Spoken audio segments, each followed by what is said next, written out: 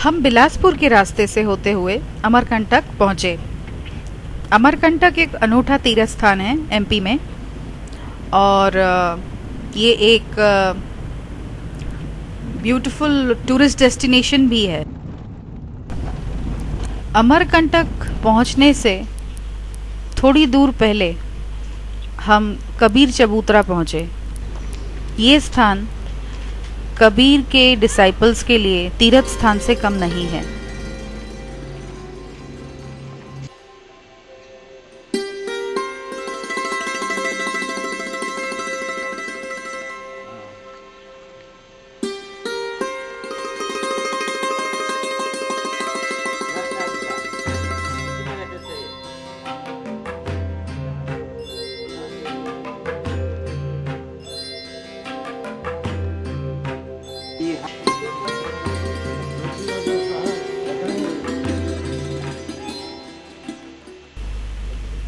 ये जगह बहुत ही पीसफुल है, और संत कबीर का यहाँ पे एक छोटा सा मंदिर भी है।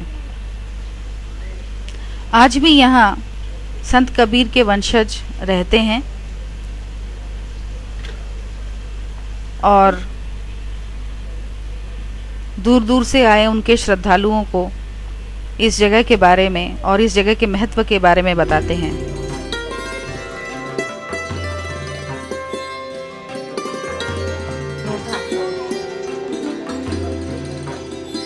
ये कमंडल है इनका? हाँ, कमंडल। ओह, बहुत बड़ा कमंडल है।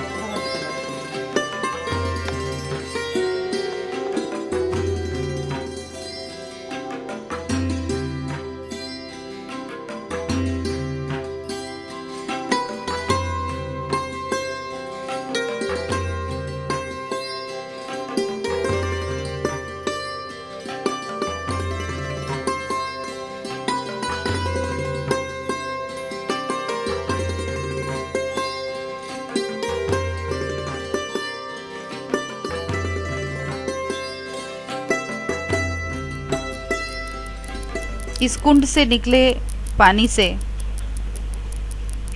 आगे दूध धारा बनती है।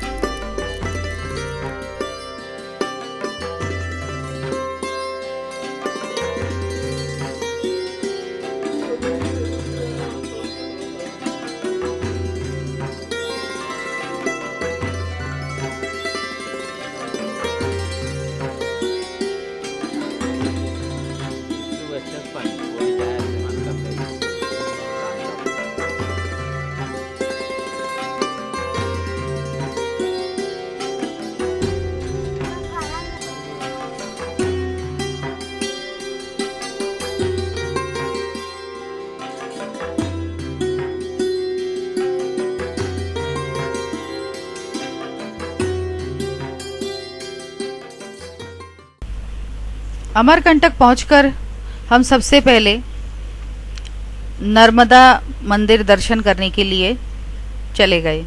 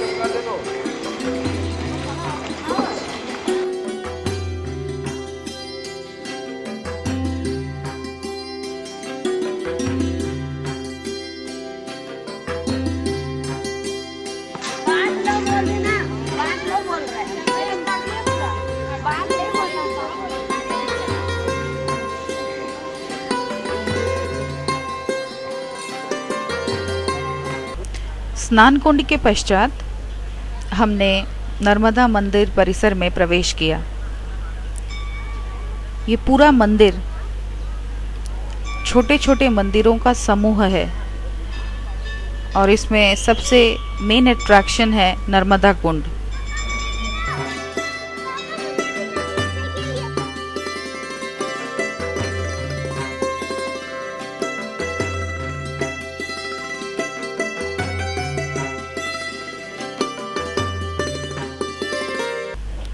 ये जो भीड़ आप देख रहे हैं इस छोटे से मंदिर के बाहर, यही नर्मदा की उत्पत्ति स्थान है।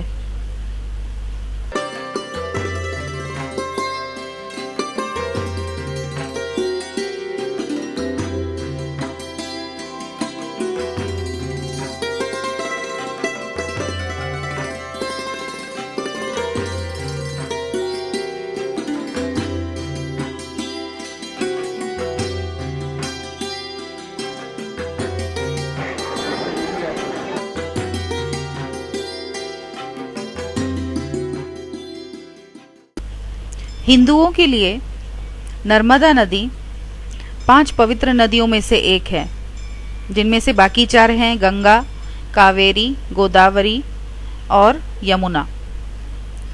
नर्मदा नदी का उल्लेख हमारे पुराणों, महाभारत और रामायण में आज भी मिलता है।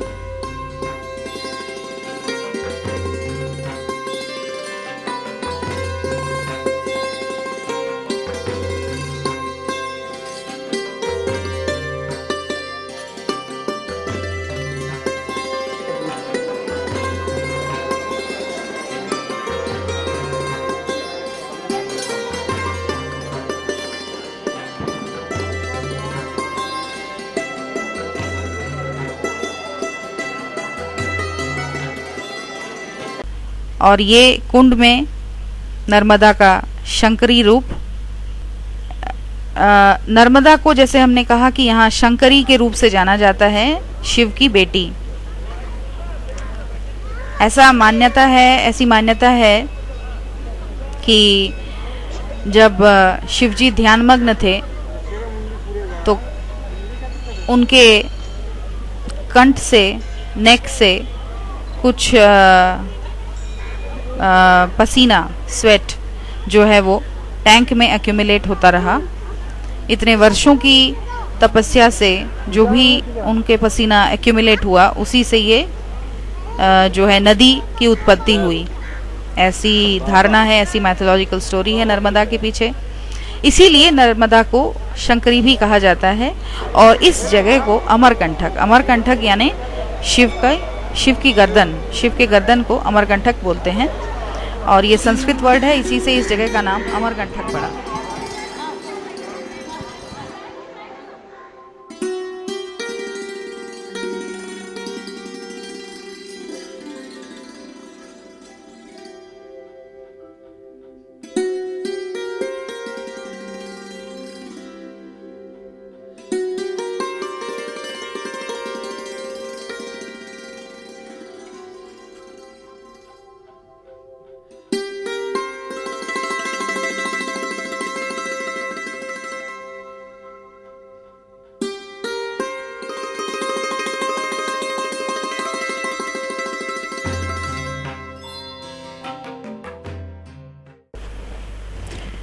नर्मदा मंदिर के बाद हम लोग एंशियंट टेम्पल देखने चले गए, जो वहाँ से महज 200 मीटर की दूरी पर है।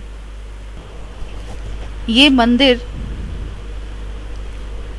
कालाचूरी राजा कर्णदेव ने बनवाया था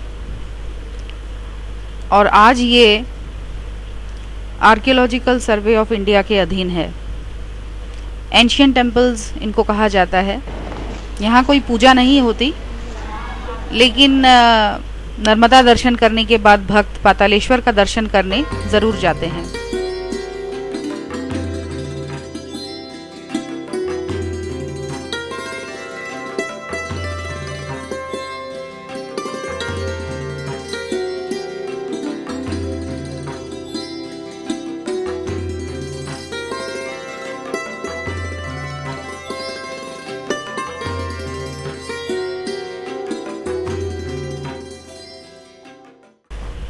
ये पातालेश्वर मंदिर है।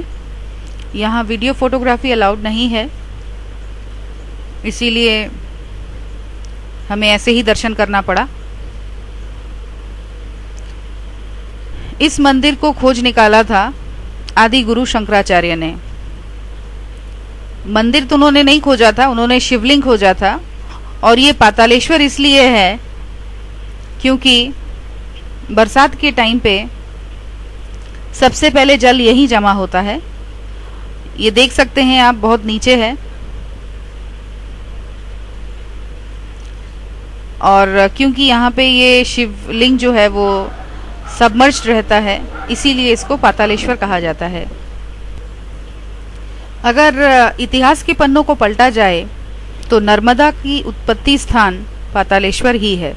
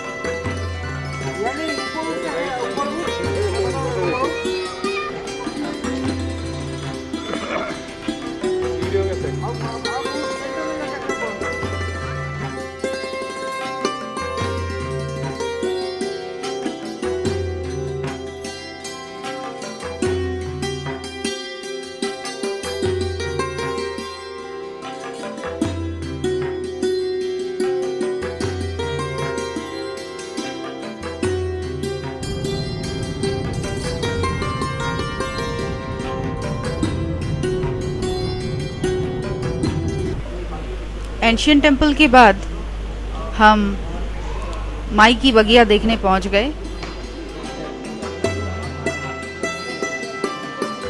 बोलिए नर्मदा मैया की जय। हाथ जोड़ करके सभी लोग उमापति महादेव को प्रणाम कर लीजिएगा। ओम त्र्यंबकं जगामहे सुगंधिं पुष्टिवर्धनम् महादेवाय नमो नमः। नमस्कारं समर्पयामि। बोलिए उमापति महादेव।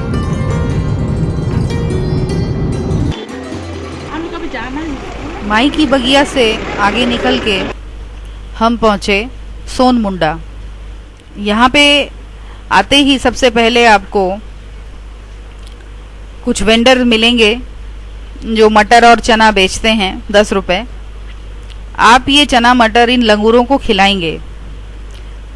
ऐसा माना जाता है कि इससे आपकी बरकत होती है। हम लोग ने भी चना और मटर खरीद के बंदर को खिलाया।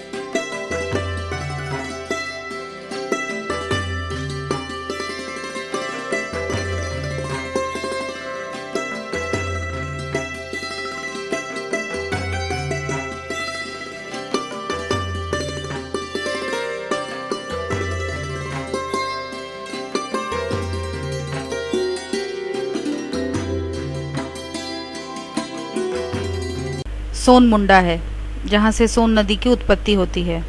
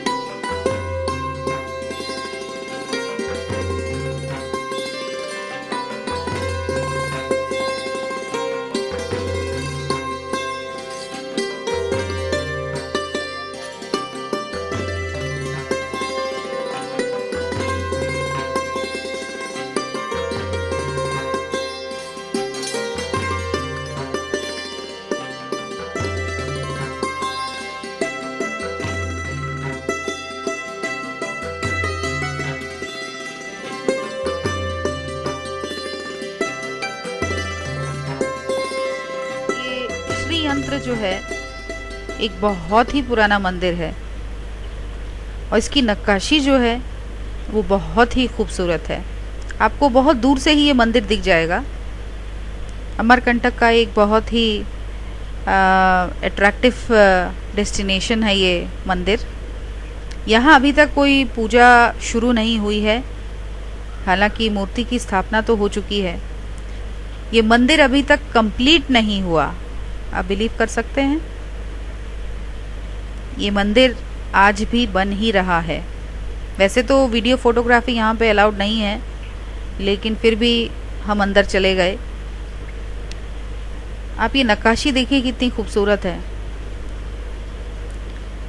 ये पूरा का पूरा मंदिर जो है वो माता लक्ष्मी को समर्पित है और जैसा कि इसका नाम है श्री यंत्र, यानी एक यंत्र बनाया जा रहा है तो उसके लिए एक पर्टिकुलर टाइम पीरियड होता है। उसी टाइम पीरियड में ये मंदिर जो है बनाया जाता है।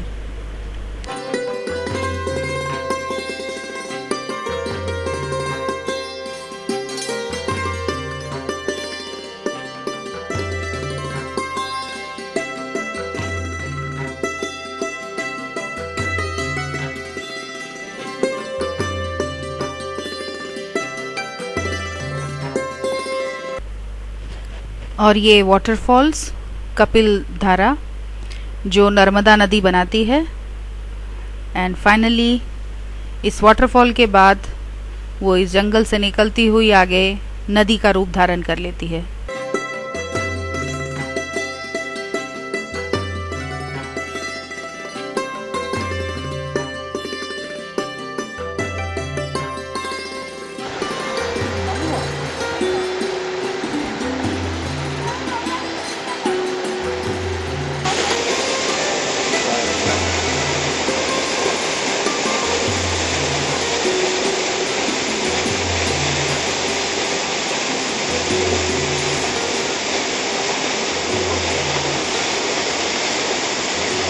क्या अच्छा लगता है।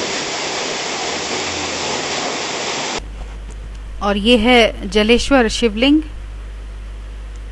जो बारिश में सबमर्ज्ड रहते हैं और यहीं से जोहिले रिवर की उत्पत्ति भी होती है।